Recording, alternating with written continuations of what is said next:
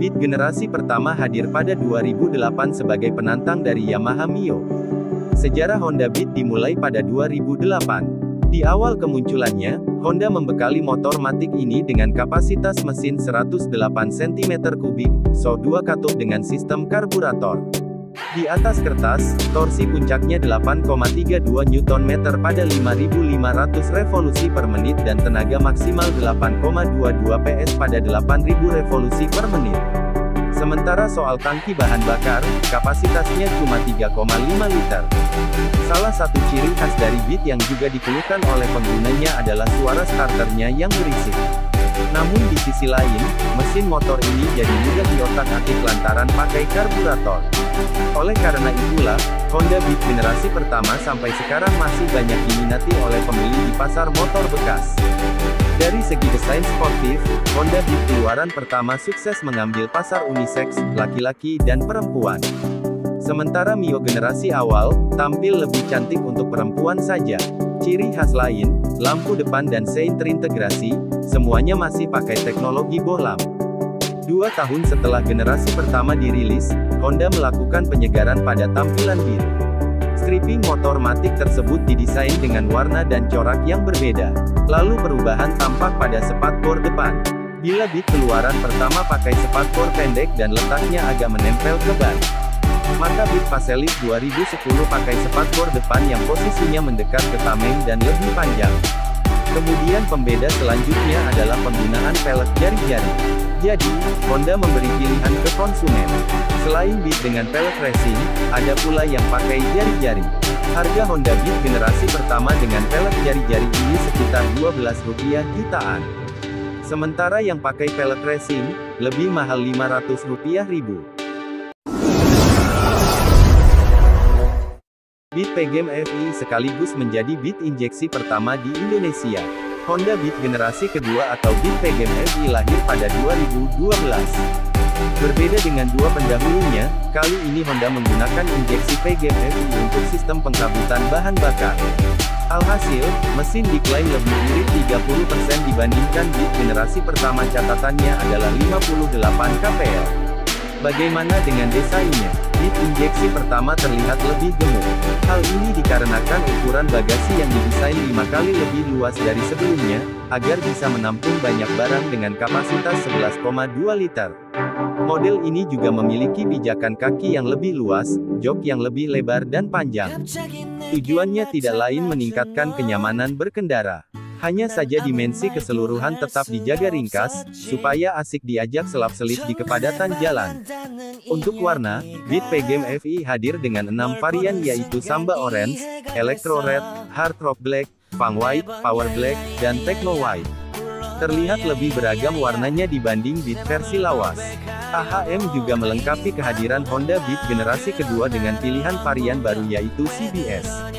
Inilah Beat pertama yang mengadopsi fitur CBS Kombi Brake System, mengintegrasikan rem depan dan belakang dalam satu tuas. Tidak butuh waktu lama, Honda Beat generasi ketiga resmi hadir pada 2014, model ini disebut juga sebagai Beat SP, berbagai teknologi modern disematkan, sebut saja ACG starter sehingga suara kasar ketika mengaktifkan mesin bisa diredam.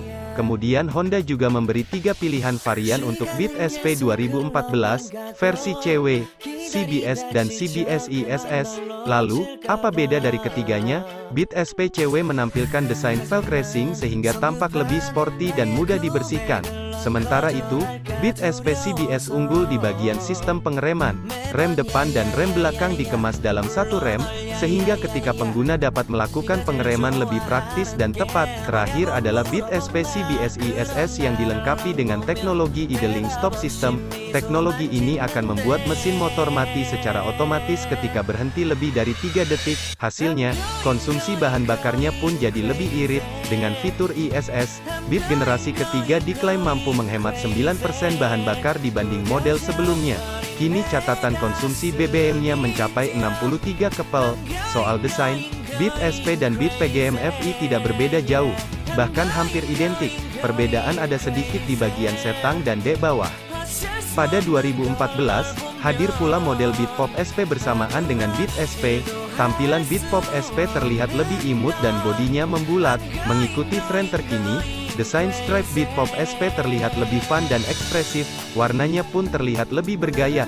Total ada 4 pilihan warna yaitu Harmony Black White, Acoustic Black, Groovy Red White, dan Symphony White Blue. Tampilan Beat Pop SP secara spesial disuguhkan untuk para remaja yang gemar mengekspresikan diri lewat ragam kegiatan. Pada 2016, Honda Beat generasi keempat hadir. Perbedaannya ada di sisi kosmetik. Kehadiran model ini sekaligus menandai pencapaian terjualnya Beat hingga 10 juta unit sejak 2008. Desainnya dibuat lebih tajam, kemudian bagasi lebih lapang. AHM juga mengaplikasi speedometer baru yang memadukan antara sistem digital dan analog. Apa pula Eco Indicator? Sementara posisi stang diubah lebih menjorok ke arah pengemudi guna menghadirkan posisi berkendara yang baik. Tangki bahan bakar juga dirancang lebih besar menjadi 4 liter. Di samping melahirkan Honda Beat generasi keempat, pabrikan berlogo sayap juga meluncurkan Honda Beat Street sebagai varian baru selain Beat Pop. Tampilan Beat Street benar-benar beda, lantaran pakai setang telanjang. Kemudian disematkan speedometer berbentuk kotak full digital. Kehadiran Beat Street disebut-sebut untuk menghadang kepopuleran Yamaha X-Ride. Sebagai informasi, X-Ride merupakan versi setang telanjang dari Yamaha Mio.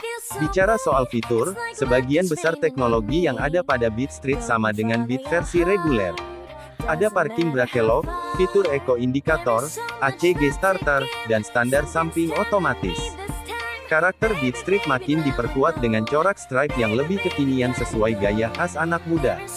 Oleh karena itu, berkendara dengan Beat Street pun mampu membuat penampilan Anda di jalan lebih maco. Perbedaannya, Beat Street tidak punya ISS untuk meningkatkan keiritan konsumsi bahan bakar. Pada awal 2020, Honda Beat generasi kelima atau Beat ESAP lahir. Pabrikan berlambang sayap mengusung perubahan menyeluruh pada revisi kali ini.